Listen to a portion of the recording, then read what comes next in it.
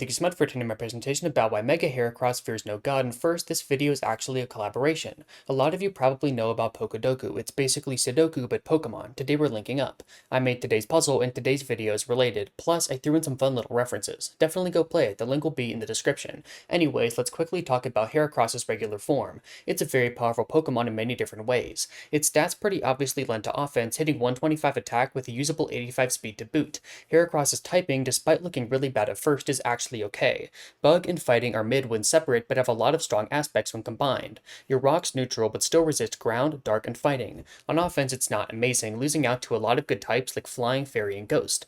Heracross does at least have some decent bulk, which helps it get on the field. In terms of coverage, base Heracross doesn't have too much. However, it does get both knockoff and earthquake, so you can't hit most things for at least neutral damage. These sets tend to lean into a guts wallbreaker role, burning itself with flame orb and ripping through teams via facade. And to elevate the power even more, sword stance doubles attack. Very, very scary. Before we go into where Mega Heracross improves on the original design, I want to be clear that regular Heracross is already great. It's been a staple of the higher tiers, consistently landing in the RU to OU area is a strong offensive threat. Now, with all that out of the way, let's give the beetle a look. Holy shit, 185 attack. That's fucking absurd. Y'all have to understand the scale of that number. It's higher than Kartana, it's higher than Deoxys attack, it's higher than Primal fucking Groudon. This is the second highest attack in the entire franchise, only beaten out by Mega Mewtwo X. To be fair, it's not holding a boosting item, but that's still obscene. This turns Heracross into a goddamned weapon, dealing high amounts of damage even off of neutral hits. But that's not all.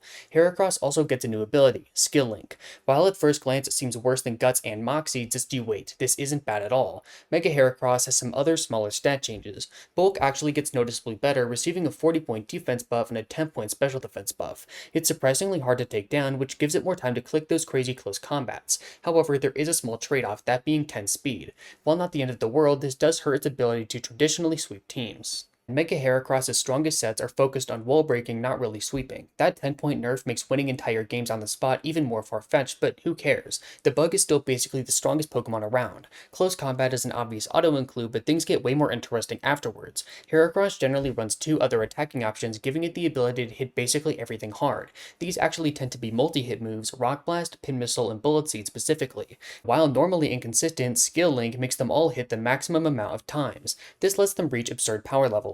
Normal Heracross would run Mega Horn as Bug Stab, a 120 base power, 85% accurate option, but 5-hit Pin Missile is just better, being 125 base power and 95% accurate. This same concept also applies to Rock Blast and Bullet Seed, hitting for absurd damage. Finally, you have a choice between Sword Dance and Substitute. Both capitalize on passive play very hard, especially switches. Letting the bug double attack or get a free turn is absolutely terrifying for very obvious reasons.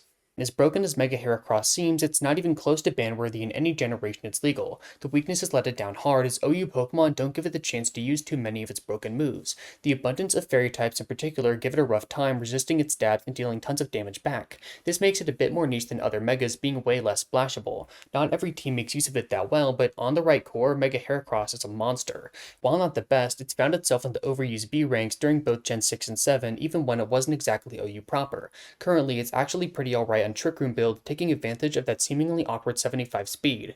When you can't outrun it, Mega Heracross is even more impossible to stop. In conclusion, Mega Heracross is honestly very well designed. It has an insane attack stat, which normally either means completely unusable or completely broken. However, with a good but not over-the-top stat line, it can get work done without demolishing every tier it lands in. And I'm glad it's like this too. Mega Heracross looks fucking awesome. Go play the Pokedoku, and thank you so much for watching.